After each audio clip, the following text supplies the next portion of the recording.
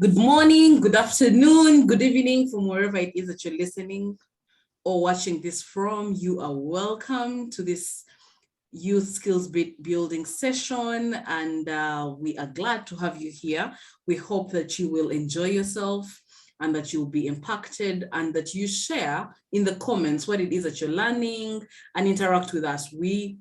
Myself and Liz are available for any questions or any additions or suggestions or discussions that will spark from this conversation. Our session looks at why your story matters, building connections in the development work. My name is Elizabeth Kemigisha, and I am based in Kampala.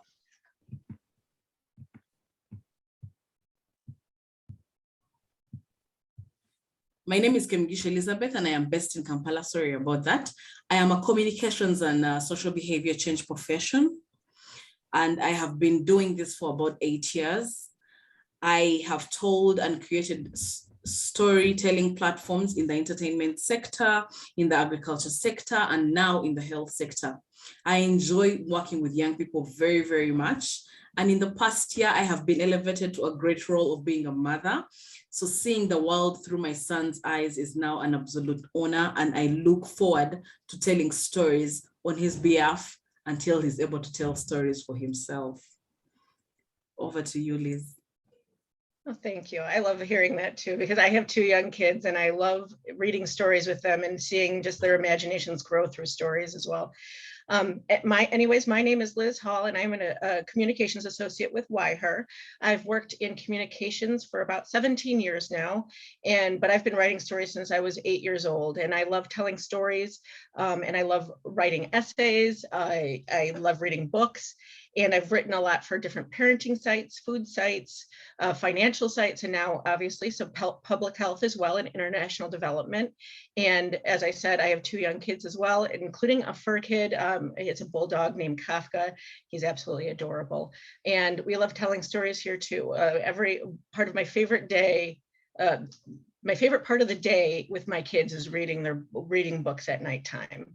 And stories are what connect us. And that's why I'm so excited to share this presentation with you all today. So should we dive in? Yes, let's. Great. Okay, let's start with a story. And this is the story of Harut. Harut lives in a rural village in the Oromia region of Ethiopia. She is a married mother of 8 children, and she is illiterate and lives with a hearing disability. Despite annual mass drug administration for trachoma in her village, a critical preventative health measure, Harut's hearing disability prevented her from learning about MDA and its benefits, especially during the regular pre-MDA mobilization efforts in town. A little bit more from her story that you can find on YHER.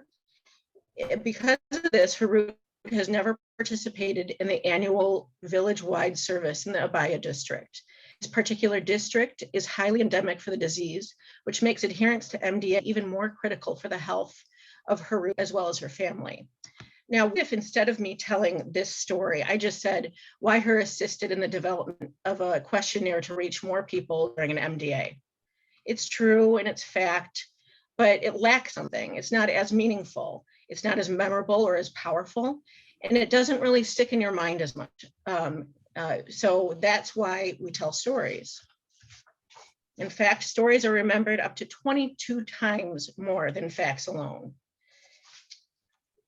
In Harut's story, for example, the blog details more about the human side of mass drug administration. It shares why attention to inclusion is important by telling how real people like Harut were impacted in the past as well as in the future. Stories like this stick with us more than a list of facts, data, and figures alone. That said, facts along with data and figures do have their place in stories, and they should be included, but they should be woven in, and they shouldn't be the meat of what we're our blogs and our essays and our videos. Facts, data, successes, all of those things will only stick if you share the person and the people behind those facts. So what about your stories? That's what we want to get to now, right? And chances are, I've been here, so this is an important thing to address, is chances are you might be thinking that you're not a writer or a storyteller, that you wouldn't even know where to begin with your story. But both of us are here to assure you that you do have a story to tell and that your story is important.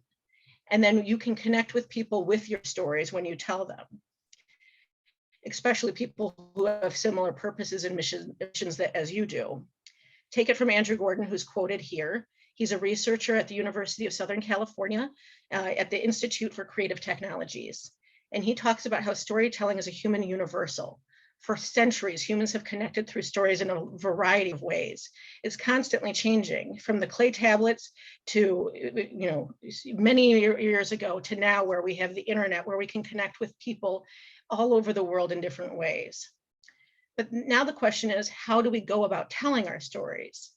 Sharing your story can initially be scary, especially if you're getting personal, because often you're becoming vulnerable when you're sharing your story. So if the act of writing and sharing that story is difficult for you, or maybe overwhelming, I encourage you to check out the book, The Artist's Way by Julia Cameron. It's more of a workbook, and it kind of goes through the creative process and talks about how everyone, no matter what industry you work in, no matter what sector you work in, you have a story that you can share and that you can be creative in the way you tell it. And we'll also obviously give you some more tips in today's session about how we can write our stories and tell them with confidence, especially in international development work. And in fact, storytelling is very, very important in international development work because international development work affects our communities and our lives. International development is largely focused on building the capacity of other people around the world and contributing to healthier, stronger communities. In international development work specifically, stories can help us connect with partners and donors. And secondly, stories can resonate with the public and inform them about the importance of the work that we're doing and what contributions we're making to communities all over the world. So here's a few ideas for stories that you can share. One, anything related to the work you're doing and your areas of expertise.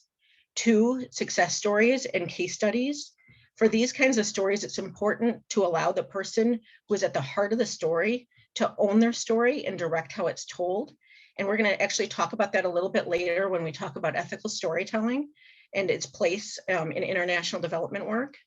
And then last, and certainly not least, is stories can be used to convey your mission and your why. So why do I talk about your why? And why is it important? A why can be your personal mission or your organization's personal mission. You can also look at your why as what invigorates you. What things are you most passionate about? Some of the examples of this could be that you get excited about training others and empowering others through financial literacy classes. Or maybe if you work with kids in cooking classes, that is also something that invigorates you and you want to tell stories about why you teach cooking classes to kids. By sharing why you do the work that you do through a story, people will react emotionally and they'll be more likely to connect with you and your work, because that's the side effect of telling stories. So Kemi, I'll turn it over to you. Thank you, Liz. Just to follow on the why, you know that when you tell a story, someone, if they're reading it or if they're listening to it from you, they can see and that connection is built and they can hear your tone. And even when you write, your tone can be heard, and those connections are very, very powerful. Especially when you think about your why. Previously in my work, I worked with young people and I understood, because I was a young girl once with, many issues and many questions, working with young people and just being able to answer their questions around reproductive health, around family planning, was my why and my drive. So when I went to the field and I heard from young people, when I came back, it was so easy for me to put down everything that I had. I had the names, I had their information, but I also connected with them, hearing them. So even retelling their stories was way much easier. So this brings us to, how do you find your story? How do you start this? We always start with brainstorming. So here you make a list, you write down what it is that you want to talk about. As our previous slide was showing, you want to talk about your mission. What is that what you want to talk about? What is the mission? Write down the list, you know. What is it that you want to talk about? Who do you want to talk about? Who is the audience, you know? And once you've written all those down, many people like to call this journaling, or many people like to journal. And journaling is really just writing your thoughts as they come to you, you know? If you are working with communities to, for example, understand where their challenges are and what their barriers are, write down as much as the communities have told you, what it is that you've seen. Yeah, what are they saying? What have you seen? Leave the data aside, leave the numbers aside, just write down what you're seeing, how you're feeling, and then go ahead to answer the questions. Who is being affected? Who is supporting this person? Who are their influencers? Let's talk about all the people that are in this story that we're trying to write. And in so doing, it is very important that you put down the names, and not just the names. There is more to a person than their name. If you get the person's name, are they a mother? You know, how many children do they have? What is their condition? When you met them, were they happy? Were they sad? Do they have a partner? What does the partner do? You know, write all that information down. You may need it while writing your story to be able to build this person, so that when I am writing, I mean, when I'm reading your story or I'm listening to your story, I am with you right there in that village or in that town or in that city that you are in with this person. So for example, if you're writing about Harriet, how many children does Harriet have? Who is her partner? When you met her, was she happy? How was she looking? Write all that down. What is it that you want that this story is about? How does it connect to the who? For example, is this person, you know, if we're talking, for example, about COVID vaccination, which is a hot topic in Kampala right now, or in Uganda, we want to get as many people vaccinated. So if you meet Harriet in the community, how many children does she have? What is her partner saying about vaccination? What does she think about vaccination? What are her fears? What barriers is she trying to cross for her to be able to go and get vaccinated? Let's write all this down. Where is she living? Where is the vaccination point? How far is it from her? You know, how does she feel about vaccination? How do we get her to move from the point where she is fearing or scared about vaccination? How do we get her to believe in it, to want to get vaccinated? So all those things, if you go to the community, they are happening. Or if you are writing about your work that you're doing, even if you're not working in the communities, or if you're not working in, you know, with beneficiaries directly, or you're just hearing a story, always try to find out all these questions. And then why? Why is this important? What impact does it make? After you've got all the details of your story, link it back to the impact. Link it back to the objectives of your story. Link it back to the goal, you know, what it is that we were trying to start to communicate. Were you trying to communicate that people should get vaccinated? So after you've told your story, come and link it back to the why. And for you to be able to learn more about brainstorming, you can check out our other session, Miro Board with Rachel, that is going to be taking place as well. That is going to be, you know, in that session, they're going to be talking about brainstorming. Next slide. Okay, and here on the plot, you need to find out what is the plot of your story. Plot is really the cause and the effect, the sequence of how the events are going. So this lady that we were talking about, Harriet, she heard about COVID. She saw the effects of COVID. She is fearing to get vaccinated, maybe because of what she has had. All that is the plot. It is how things are unraveling or unfolding for her.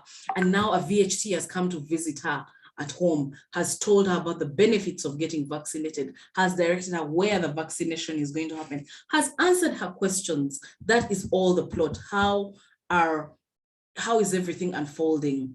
We have an article here that we're going to post within the comments for you to be able to to go to and read and understand more about plots. But we have here three examples that we are sharing, and we have the challenge plot. This could be a story of success, including how someone overcame adversity. For example, if Harriet's challenge was that, oh, vaccination is happening, but it's 5 kilometers from where I am.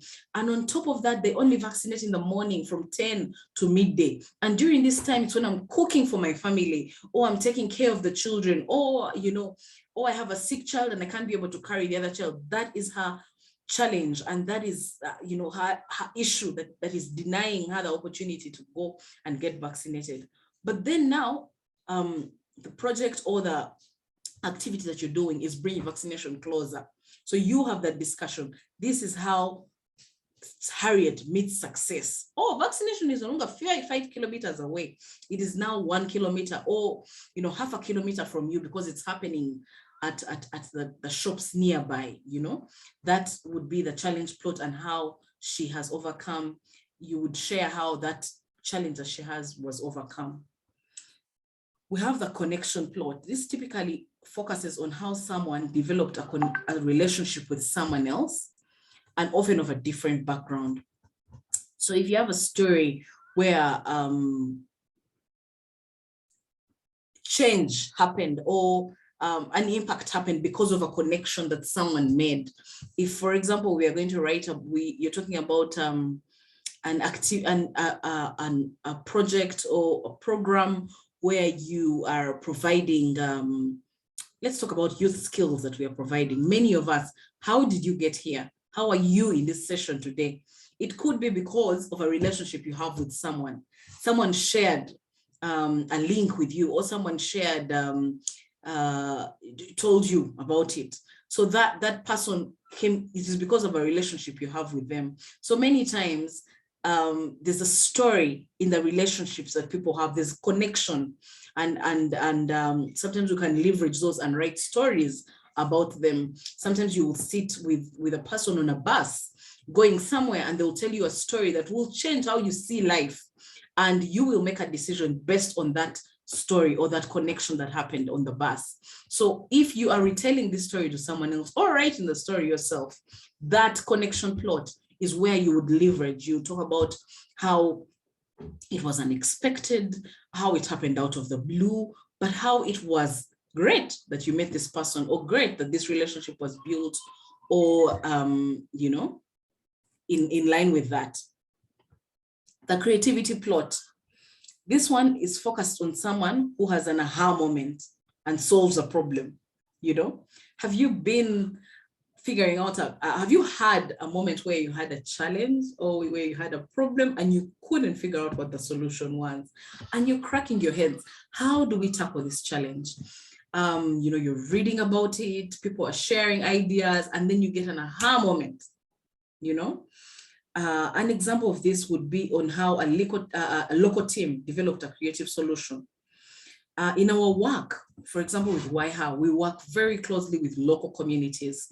We work with them to find solutions. They have the solutions to the challenges that they face. So ours is really to engage them and nurture the conversations and mold the conversations to give them those aha moments that they need. So for example, if people have not been, we have work that we are doing where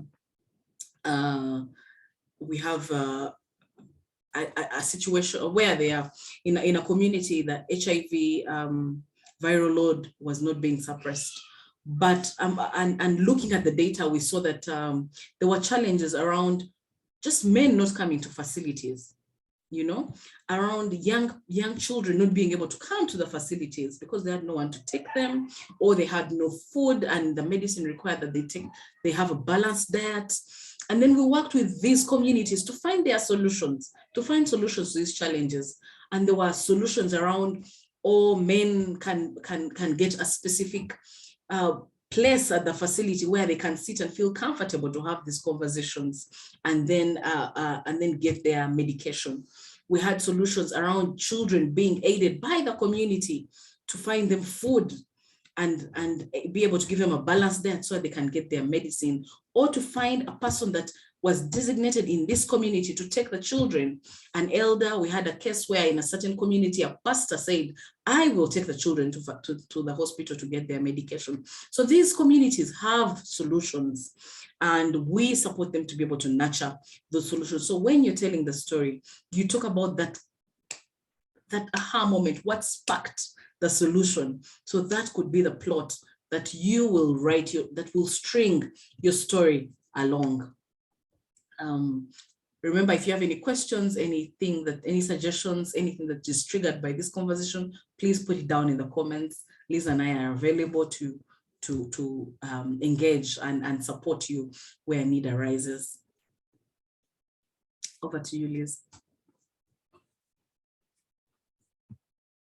Thank you, Kemi. I loved all those ideas that you gave. And I think my takeaway from all of that, every story you told, there was a person, there was a human behind each one of the ideas you had. There's always a person, that really goes right? back to, yeah, it is. You need to tell the person's story, like the various aspects of their lives. And that's, again, how we build connections. I didn't hear you say like very little facts and stats in there. It was all about the people. And that is why we're doing this session, basically.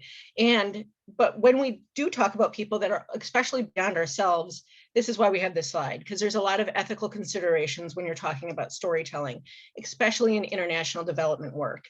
There's been this kind of a bit of a movement, I feel like, with ethical storytelling lately, especially in international development work, because it's ensuring that the person whose story you're telling is that they own their story. They're the hero of their story. They're the one with the agency. So while organizations like WIHER might come help and provide tools or resources, the people still are the agents of change. They are the person in charge of their story, of their success. And we need to make sure that that's conveyed in the stories that we tell, whether it's a case study or a success story. And part of a person owning their story is ensuring that they know that, like, when whether we're interviewing them or taking photos or anything like that, that they are in charge. They're responsible for how their story is told. They're responsible for where the story is shared. So if you approach somebody and you let them know, like, I would really like to share your story and share it with a group of people or share it online, they need to at 100% give full informed consent, because it's their story. It's not ours. When we tell other people's stories, we need to make sure that it belongs to them in every shape, in every form that we tell it. And that's why we really encourage people to take a look at ethical storytelling. It's a website that has a variety of different resources and webinars and podcasts, and even like forums for people to like look at it and see, like, okay, this is what we're going to look for when we decide to tell somebody else's story, or when we ask, I should say, always ask. So we want to make sure that the person of the story that we're telling, that they are the owner of it, that they have the agency, and that they are okay with how their story is being told and where it's being told. And again, you can get more resources on ethical storytelling, because honestly, this can be a whole webinar in itself beyond what we're talking about today. So with that, I will turn it back over to you, Kemi. Okay, thank you very much, Liz. So now that you've written your story, it is wonderful. You brought it from the brainstorming part of it. You identified what plot you have, you wrote it all out. Now it is time to share it. Of course, we all know that if you leave your story in the notebook or you leave it in your Word documents, no one will ever know about it. So it's very important that you find platforms to share that story. We have the free and available platforms on social media. For example, we have blogs, we have Facebook, we have Instagram, Twitter, name it. Those are available for short form content, for videos. You have to be able to know who your audience is as a must. Sometimes the audience on Instagram is very different from the audience you're going to find on Twitter. And as an organization or as a group of people or even as an individual that wants to put their story out of their work, it is very key that you know your audiences and which audience needs which story. So for example, you should know if you're going to share a photo, don't share it in platforms where people don't use photos, where people, for example, Twitter, it's short, it's fast, it's sweet, you can do a thread, but it must be crisp for it to be excellent. But we know that on Instagram, you can put photos, but you don't just put any photos, because there's so many photos someone is posting. And when I am going through my Instagram fold, the posts, your photo needs to be good, and it needs to be accompanied with a good, short, rich caption. So, you have to tell those apart. But we have other platforms like podcasts. We have other platforms like conferences where you can write an abstract.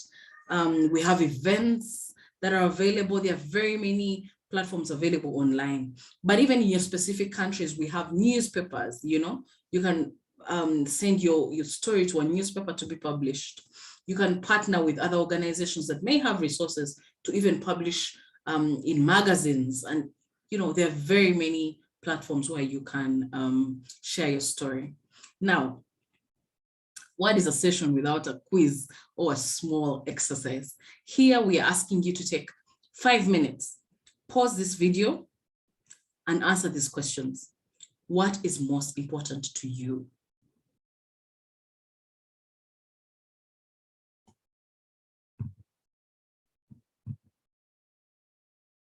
Think of a time that influenced your path in life.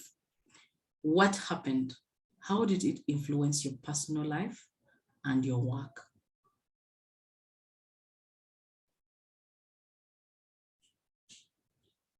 Now write this down. These are 2 simple prompts to help you write a story right now. Write this down. If you're comfortable sharing this, please share them in the comment section. We are available to work with you to make this a better story. We are available to also answer any questions that you might have regarding storytelling. But please take these 2 prompts serious and just use them to elevate or to kick off your story writing or storytelling journey.